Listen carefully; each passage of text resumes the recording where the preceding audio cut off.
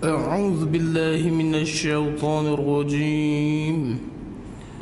بسم الله الرحمن الرحيم. الحمد لله رب العالمين، والصلاة والسلام على أشرف الأنبياء والمرسلين سيدنا ومولانا محمد وعلى آله وأصحابه أجمعين. سبحانك لا نحصي ثناء عليك كما أثنيت على نفسك، فلك الحمد حتى ترضى، ولك الحمد إذا رضيت، ولك الحمد بعد الرضا. اللهم صل وسلم على سيدنا ومولانا محمد وعلى آل سيدنا ومولانا محمد كما صليت على سيدنا إبراهيم وعلى آل سيدنا إبراهيم في العالمين إنك حميد مجيد. أشهد أن لا إله إلا الله وأشهد أن محمد رسول الله. رب اشرح لي صدري ويسر لي أمري واحلل عقدة من لساني يفقه قولي. ربي زدنا علما وارزقنا فهما والحمد لله رب العالمين. السلام عليكم ورحمة الله وبركاته. Alhamdulillah wa syukurillah, segala pujian itu hanya selayaknya bagi Allah Subhanahu wa ta'ala. Selawat dan salam sama-samalah kita menyampaikan kepada junjungan besar baginda Nabi Muhammad sallallahu alaihi wasallam ajma'in, dan kepada seluruh ahli bait yang berbahagia, yang dimuliakan, yang diraikan, kepada seluruh barisan kepimpinan ahli jawatan kuasanya surau, kepada tuan pengurusi, para imam, hadirin muslimin muslimat, ibu-ibu dan ayah-ayah yang dikasihi lagi disegani oleh Allah Subhanahu wa ta'ala sekalian. Semoga keberadaan kita di rumah Allah ini yang pertamanya kita pohon kepada Allah Subhanahu wa ta'ala, agar Allah Subhanahu wa ta'ala sentiasa mengampuni dosa-dosa kita semua, dosa kedua ibu dan ayah kita, dosa suami, isteri mahupun anak-anak kita. Mudah-mudahan Allah Subhanahu wa ta'ala menerima semua amal kebaikan yang dilakukan oleh kita, sama ada sekecil-kecil kebaikan ataupun dengan sebesar-besar kebaikan. Mudah-mudahan Allah Subhanahu wa ta'ala memilih kita untuk memasuki ke dalam syurganya kelak, dan dijauhkan kita daripada segala siksaan azab api nerakanya. Amin ya rabbal alamin. Alhamdulillah wa syukurillah, segala pujian itu hanya selayaknya bagi Allah. Syukur yang tidak terhingga dipertemukan kita pada pagi yang mulia ini bersamaan dengan 22 Syawal. Kita masih lagi berada pada bulan Syawal, ya, dan lebih-lebih lagi pada waktu-waktu terakhir Syawal ini banyaknya rumah terbuka, banyaknya majlis-majlis kerasmian, keraian dan sebagainya. Hari ini saja alhamdulillah, ya, kita ada dalam lebih kurang 6 ataupun 7 jemputan. Banyak sungguh. Dia nak buat last minute. Biasalah tu. Tak ada masalah tuan-tuan, kita meraihkan baik surau, ya, alhamdulillah. Malam ni di Masjid Bandar, bukan, di mana, ya, ada dalam di surau di Ampang, masjid di Ampang, ya, banyak, ya, dan rumah-rumah terbuka dan sebagainya. Dia nak mengambil peluang waktu-waktu yang terakhir ini dengan menjamu orang makan dan sebagainya. Tiada masalah. Sama-samalah kita meraihkan, sama-samalah kita datang, kita bertemu dengan sanak saudara kita, saudara mara kita dan sebagainya, dengan kita bermohon kemaafan dan sebagainya.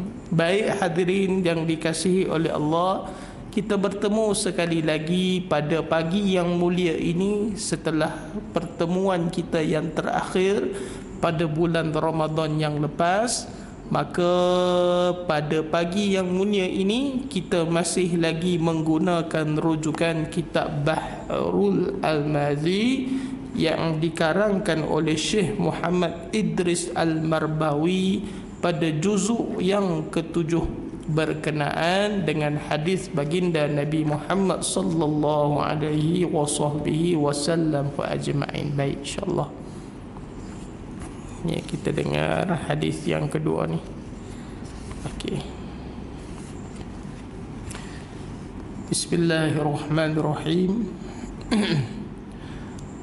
An Abi Sa'id Al-Khudri radhiyallahu anhu qala qala Rasulullah sallallahu alaihi wasallam ma min syai'in yusibul mu'min min nasabin wala hazanin wala wasabin hatta yahummuhu illa yukaffarullah bihi anhu sayyi'ati. Lagi sekali.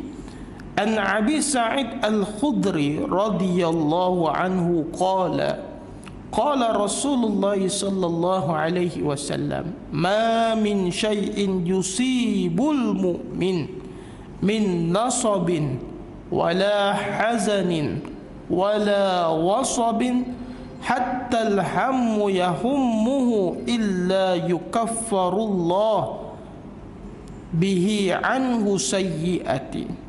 Daripada Abi Sa'id Al-Khudri radhiyallahu anhu katanya, bersabda Rasulullah sallallahu alaihi wasallam, tiada daripada sesuatu yang mengenai mukmin daripada kepenatan dan tiada duka cita dan tiada kesakitannya hingga susah hati, melainkan dikafaratkan Allah Subhanahu wa ta'ala dengan dia daripadanya akan sekalian kejahatannya. Lagi sekali, daripada Abi Sa'id Al-Khudri radhiyallahu anhu katanya, bersabda Rasulullah sallallahu alaihi wasallam, tiada daripada sesuatu yang mengenai mukmin daripada kepenatan dan tiada duka cita dan tiada kesakitannya hingga susah hati, melainkan dikafaratkan Allah dengan dia daripadanya akan sekalian kejahatannya. Hadis hasan sahih.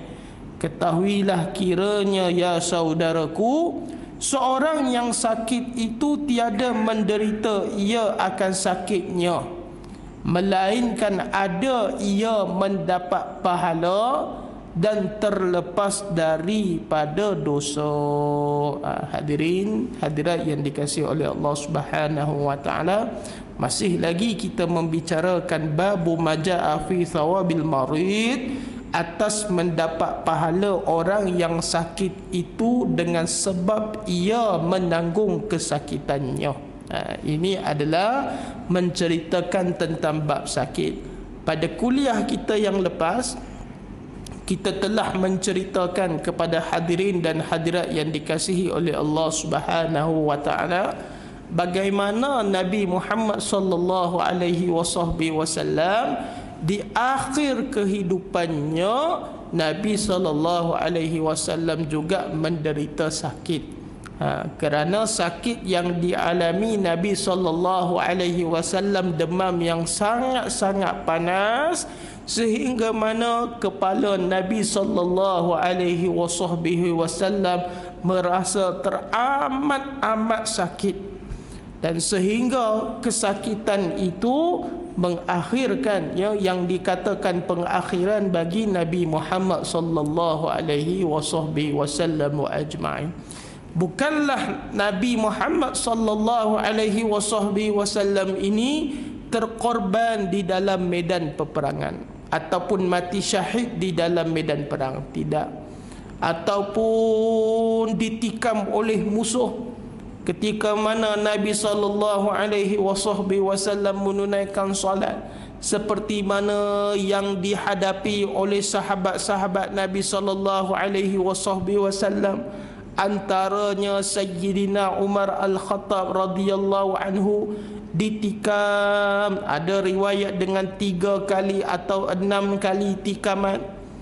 Manakala Sayyidina Uthman ibn Affan radhiyallahu anhu, walaupun Sayyidina Uthman ini merupakan menantu Nabi sallallahu alaihi wasallam, orang yang begitu dekat dengan Nabi sallallahu alaihi wasallam, malah mempunyai perasaan malu yang sangat-sangat tinggi.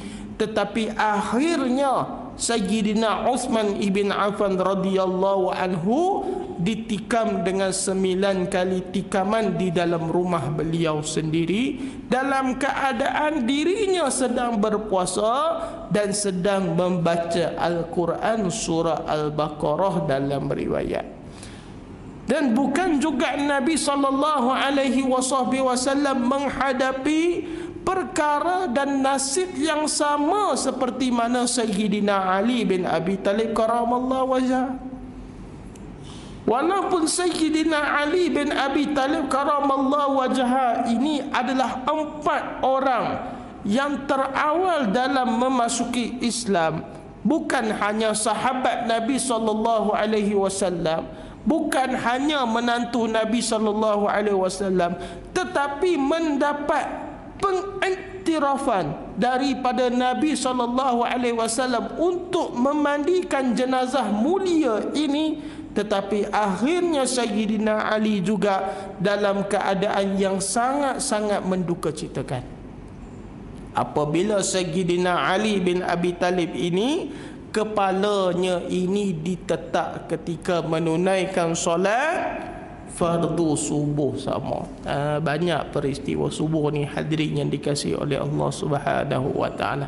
Maka hadis ini menceritakan berkenaan dengan orang-orang mukmin yang ditimpa dengan sakit.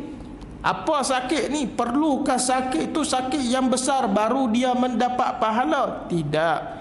Tetapi sabda Nabi sallallahu alaihi wasallam, la yusibul mu'min syauqah fama fawqaha illa rafa'ahu Allah biha darajah wa hatta anhu biha khati'ah. Maka barang yang atasnya, kata Nabi sallallahu alaihi wasallam, tiada mengenai akan mukmin satu duri sekalipun. Syauqah, ya, hatta satu duri sekalipun, melainkan mengangkatkan dia oleh Allah dengan dia satu darjat, menghantarkan padanya dengan dia satu kesalahan. Dia tidak semestinya sakit-sakit seperti mana sakit kritikal. Ada orang ni hadirin yang dikasihi oleh Allah Subhanahu wa taala menderita sakit ni lama. Sakit lama ni seperti mana sakitnya kanser, ya, sakitnya leukemia, sakitnya TB. Allah berhadapan dengan TB ni tuan-tuan. Jenis setiap masa ni duduk batuk. Dia kalau duduk batuk tu Allah, kita dengar pun kita tak selesa. Bukan kerana kita tak selesa sebab dia batuk tu tuan-tuan. Kita rasa macam kita pun sama, dada duduk sabit sakit juga. Dengar dia batuk tu sampai nak terkeluar ni urat-urat ni. Ada sampai mana TB tu duduk berdarah mulut. Allah, derita sungguh. Kita tengok ni sakit dan sebagainya. Macam-macam yang dihadapi sakit.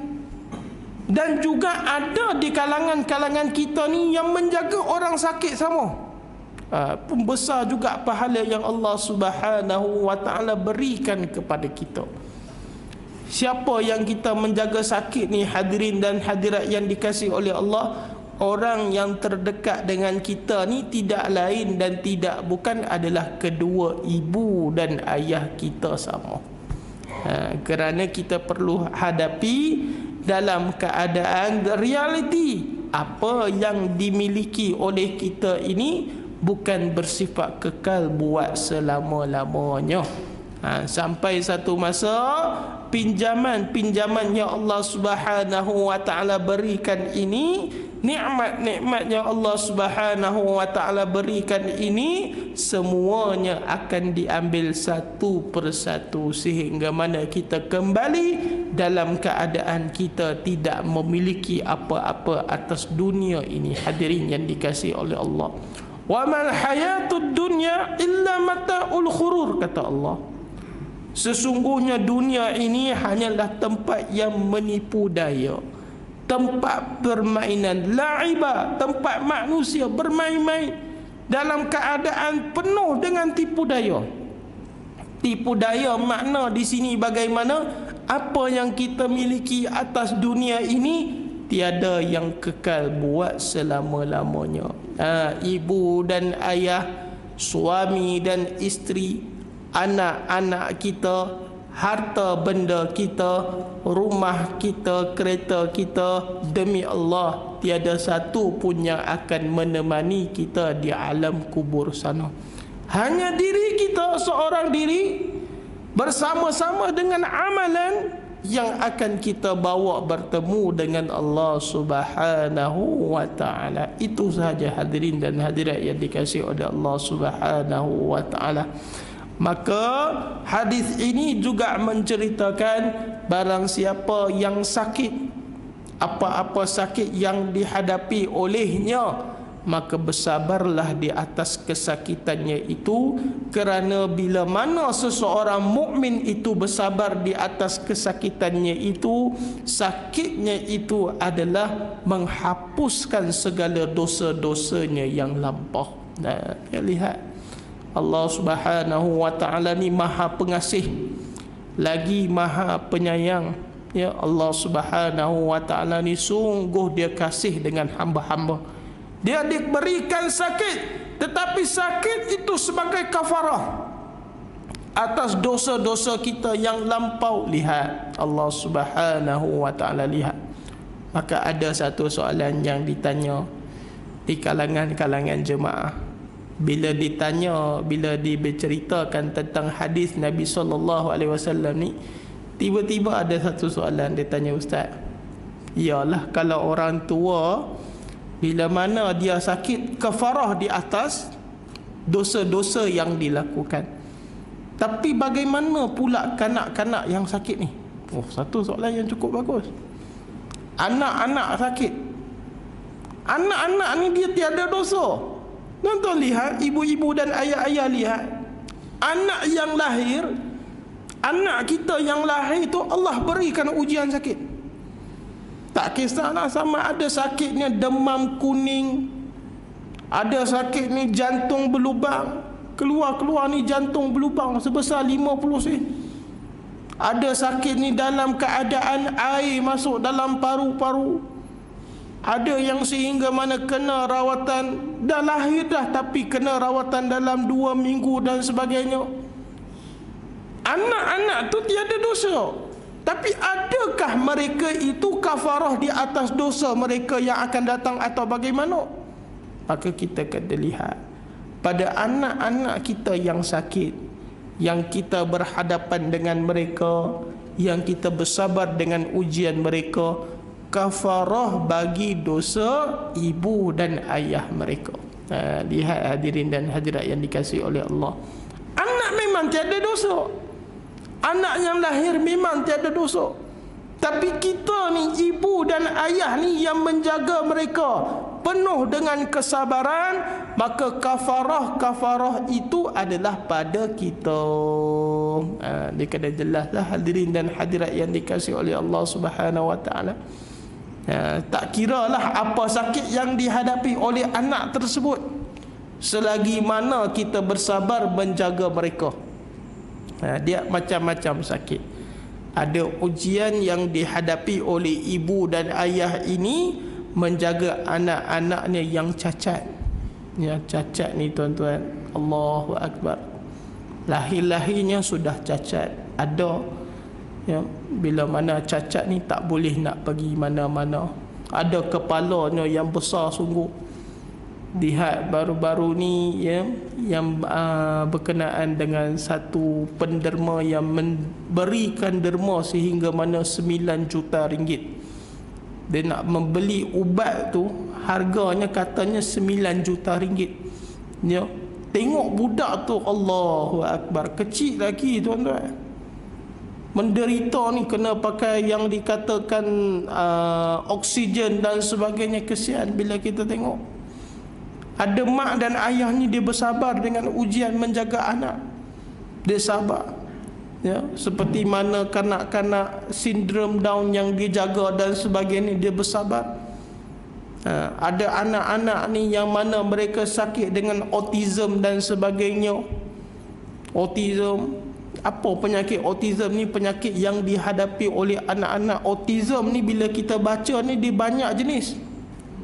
Ada yang speech delay, ada dalam keadaan pembelajarannya perlahan, ada dalam keadaan terlalu aktif, ada dalam keadaan terlalu agresif. Dia agresif ni sehingga mana dia ni digigit tangan dia sendiri. Dia gigit tangan dia, dia pukul dirinya sendiri. Tak cukup pukul dirinya sendiri, dipukul mak dan ayah. Kita tengok kenapa kakak boleh bagi dia pukul mak dan ayah ni. Kata tak, anak saya ni diistimewa sedikit. Dia pukul-pukul mak dan ayah. Dia kata, kita tengok kenapa dia pukul mak dan ayah. Dia kata tak, anak saya ni diistimewa. Duk katalah, nasihatlah dia jangan pukul dia ni, mak dan ayah ni tak boleh. Dia tak faham. Dia jenis tak faham. Kerana apa? Kerana dia sedang berhadapan dengan satu penyakit yang kita tak tahu. Itulah yang dikatakan autism. Ada dalam keadaan yang lambat pembelajaran. Dikala anak-anak orang lain ni 5-6 tahun ni dah boleh mengajar, maafkan saya, dah boleh membaca, dah boleh mengira. Tapi bila dia tengok anak dia duk, kenapa tak boleh nak mengenal huruf ni? Dia tengok kenapa anak ajar tak boleh, mata terkebil-kebil. Bila bawa pergi rawatan tu, rupanya dia kata, Allah, duka cita saya nak maklumkan, anak akak ni dia autism. Baru dapat tahu apa tu doktor autism. Oh ni yang dikatakan autism yang dihadapi oleh anak puan ni adalah dia berkenaan dengan speech delay. Tak boleh nak cakap banyak sangat.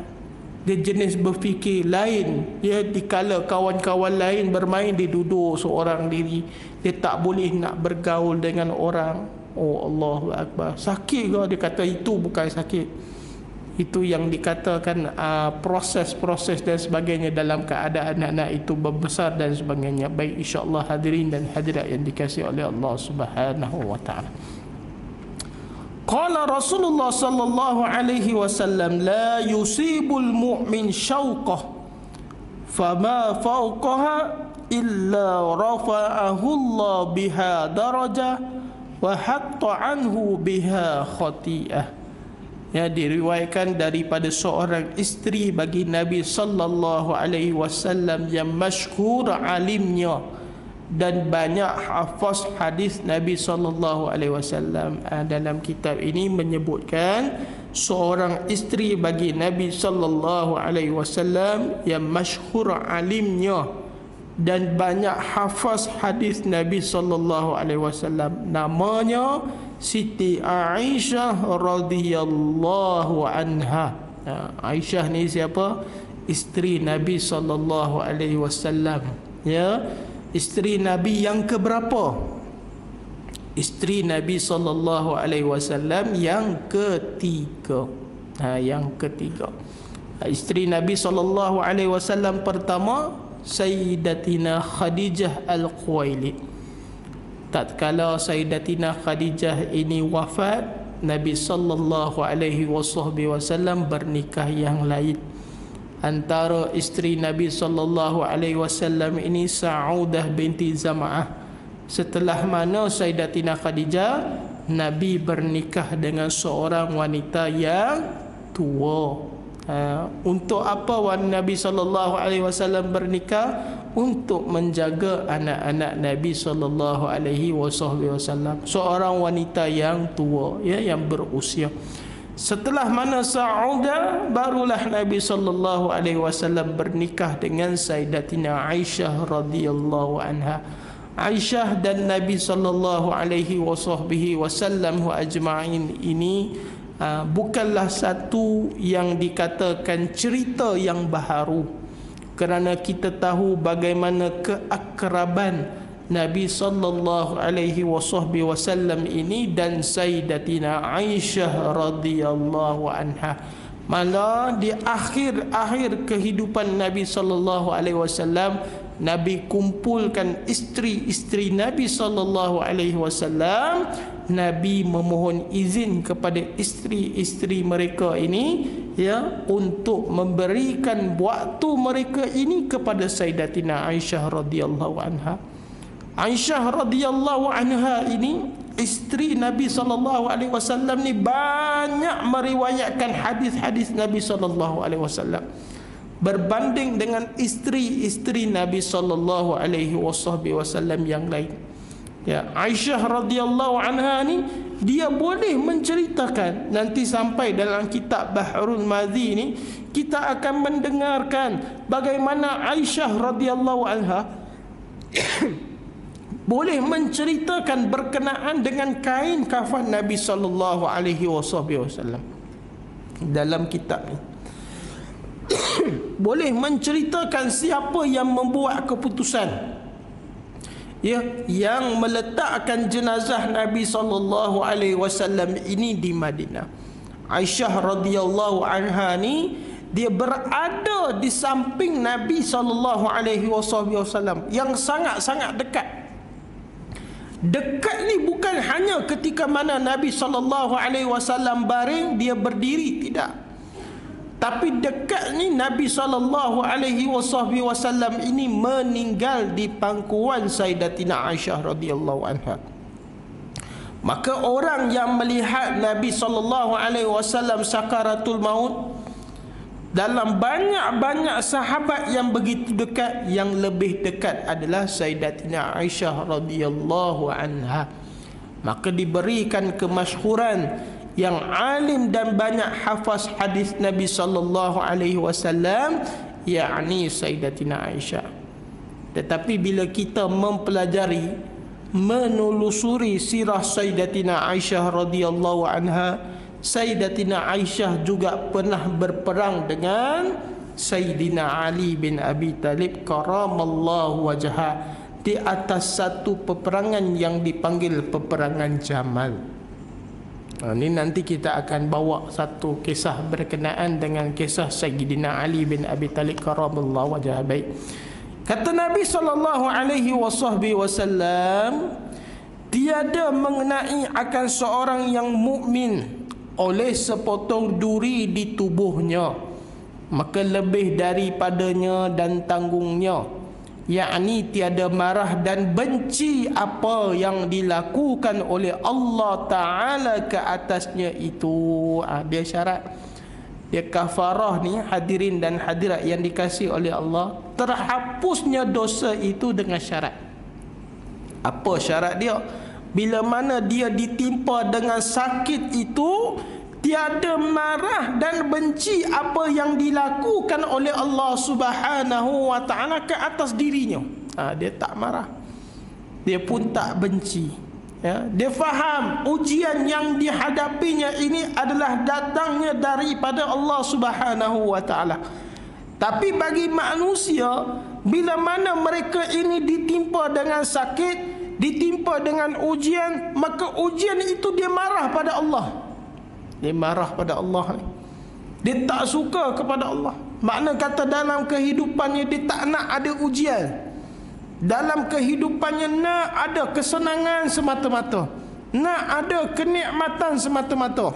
Dia tidak mahu adanya turun. Dia mahu sepanjang kehidupannya naik dia tiap masa. Bila mana Allah berikan satu ujian kepadanya, maka mula pada perkataannya menyalahkan Allah Subhanahu wa taala. Tak boleh. Ya, tak boleh dalam keadaan menyalahkan Allah, menyalahkan takdir, kata kenapa Allah ini begitu zalim, kenapa Allah ini begitu kejam, ya, kenapa Allah ini tidak menyayangiku.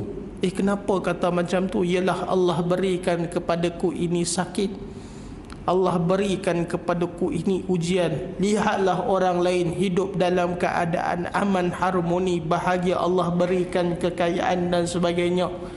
Tapi bila mana kena pada diriku, Allah berikan sakit. Tak cukup Allah berikan sakit, Allah berikan kemiskinan. Tak cukup Allah berikan kemiskinan, Allah tarik satu persatu nyawa anak-anakku. Dia mula menyalahkan Allah Subhanahu wa taala. Maka bila mana dia bermula menyalahkan Allah Subhanahu wa taala, maka kafarah di atasnya itu tiada lagi. Tiada lagi kafarah. Dia selagi mana kita sakit ni, lebih panjang sakit yang dihadapi oleh kita, Allahu Akbar, selagi mana bersabar, tiada merungutnya kepada Allah Subhanahu wa taala, selagi itu kafarah itu berjalan. Dia kalau kita demam ni kafarah juga tuan-tuan. Bayangkan Allah berikan kita sihat, kena demam ni dalam 2-3 hari. Ada orang dia tak boleh. Demam ni membuatkan badan dia totally weak, habis, lemah dan sebagainya. Maka dia mula menyalahkan Allah Subhanahu wa taala. Tak boleh, ya. Sama juga dalam satu situasi, hadirin dan hadirat yang dikasihi oleh Allah Subhanahu wa taala, dia menyalahkan takdir Allah Subhanahu wa taala atas kematian ahli keluarganya. Hati-hati dalam kita berbicara, ya, hati-hati dalam kita berkata, ya. Banyak dah kadang-kadang kita dengar, ya, kita tegur di dalam kuliah. Saya pun kadang-kadang kita ni manusia terlepas juga perkara-perkara begini. Contoh bagaimana arwah ibu dan ayah baru meninggal dunia. Bila arwah ibu dan ayah meninggal dunia, maka anak-anak ni mereka akan berkumpul. Bila berkumpul ni, apa yang mereka akan bincangkan? Mereka akan bincangkan kenapa ayah boleh meninggal, kenapa mak boleh meninggal dunia. Dia kata kenapa mak boleh meninggal dunia tu lah, bukan doktor kata kena bagi makan ubat on time ke, bukan doktor kata ayah ni dia ada pantang larang makan ke, ya. Ayah ni tak boleh nak makan nangka, ayah ni tak boleh nak makan benda-benda yang berangin. Bila makan benda berangin datang sakitnya. Kebetulan ayahnya meninggal dunia, ya. Kebetulan ayah dia meninggal dunia selepas mana makan nangka, contohlah. Meninggal dunia ni duk makan nangka. Apa kata sang anak ni tadi? Kalau ayah ni duk tak makan benda tu, tentu ayah takkan mati. Dia kata macam ni lah. Dia mula nak mengatakan kalau. Dia mula nak mengatakan jika. Kalaulah saya ada kat sana pada malam tadi, sudah tentu ayah ni takkan mati. Dia nak kata macam tu. Jika sempat bawa ayah ni pergi hospital pada malam tu, tentu takkan jadi macam ni. Dia mula menyalahkan orang lain. Dia mula menyalahkan semua orang-orang sekelilingnya dengan menggunakan jika ataupun kalau. Dia tidak boleh nak menerima hakikat bahawa manusia, ketetapan ajal, maut, jodoh dan sebagainya adalah pada Allah Subhanahu wa taala, bukan pada manusia. Jika sudah tertulisnya masa, waktu dan hari, tiada siapa yang boleh mengubahnya. Tak ada siapa dah. Dan adakah kita tahu bilakah kita ni akan meninggal dunia? Kita pun tidak tahu. Di bumi manakah kita akan meninggal dunia? Pada waktu bilakah kita akan meninggal dunia? Di tempat di manakah kita akan meninggal dunia? Wallahu a'lamu bissawab. Yang apa yang kita boleh lakukan hanyalah dengan kita berdoa kepada Allah Subhanahu wa taala agar Allah Subhanahu wa taala matikan kita dalam kematian husnul khatimah. Ya, dia ada satu jemaah ni tuan-tuan yang mana kematian dia sangat-sangat dicemburui. Ini memang betul-betul lah tuan-tuan, kisah yang sangat-sangat orang kata, ya Allah, apa amalan arwah ini tadi. Saya bila cerita berkenaan dengan kematian husnul khatimah ni, suka nak bawa kisah berkenaan dengan arwah ni tadi. Arwah ni diduduk di Ampang.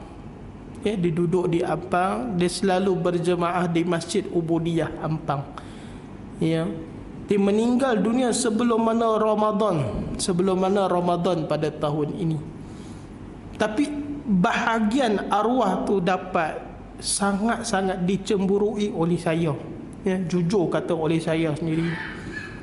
Arwah ni hadirin dan hadirat yang dikasihi oleh Allah, dia menunaikan solat fardu isyak secara berjemaah.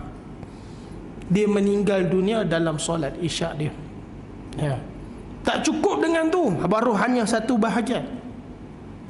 Dia meninggal dunia ketika mana duduk pada tahiyat akhir.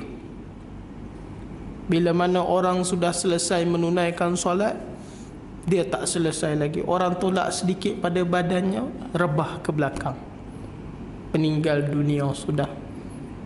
Bila mana arwah ni meninggal dunia, baru kebaikan-kebaikannya ini orang cerita, orang keluarkan. Bagaimana arwah ni boleh meninggal dunia di dalam solat, apa amalannya, baru tahu pekerjaannya ini adalah bekas siap.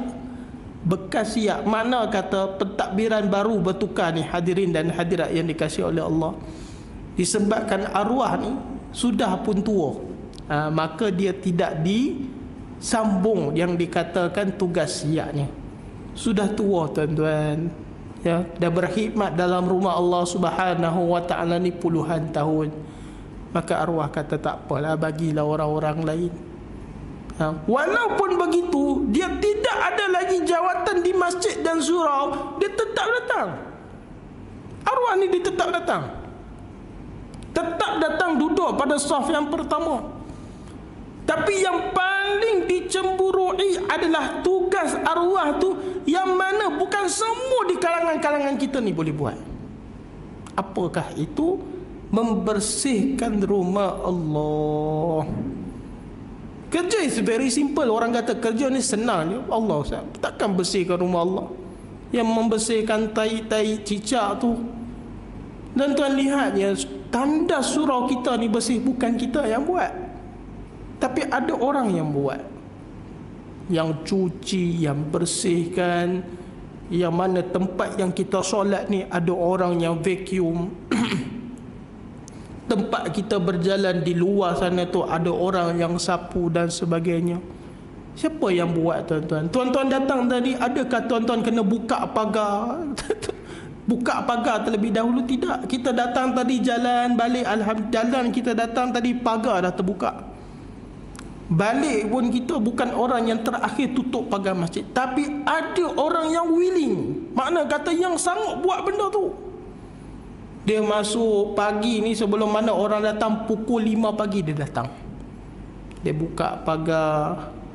Dialah orang pertama datang dan dialah orang yang terakhir balik.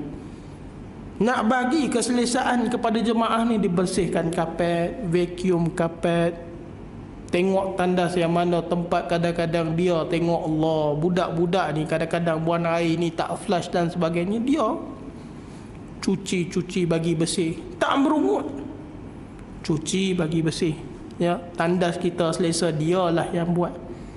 Tapi sampai satu masa dia sudah tua, kata tak apalah, bagi yang muda-muda. Dan pada hari arwah meninggal dunia itu, arwah ni sedang berpuasa. Dia berpuasa dalam keadaan menantinya maghrib, dia membaca Al-Quran. Dia meninggal dunia pada hari Khamis malam Jumaat.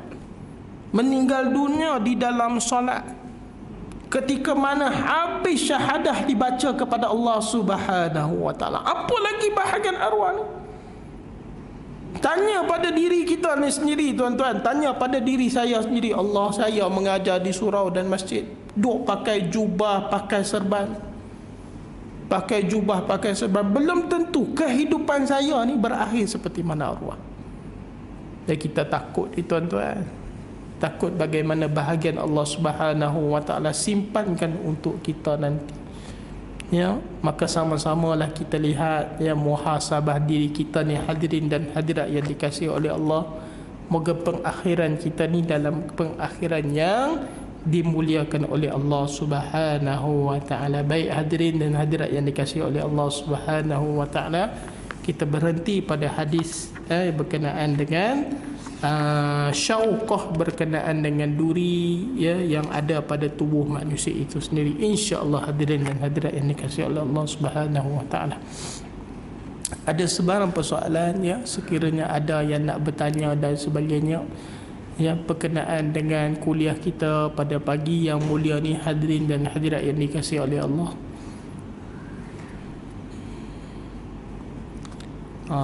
Tidak ada lah, ya. Alhamdulillah. Dia kalau tak ada soalan tu, alhamdulillah. Ya.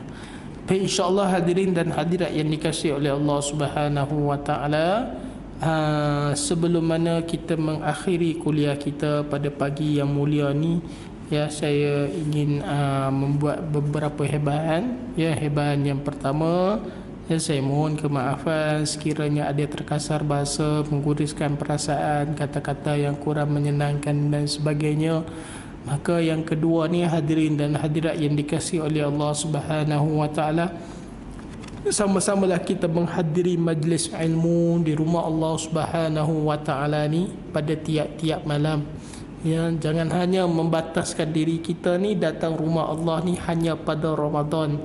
Ya, tetapi datanglah rumah Allah Subhanahu wa taala ni tiap-tiap masa. Kerana rumah Allah Subhanahu wa taala ni dia tidak akan tutup.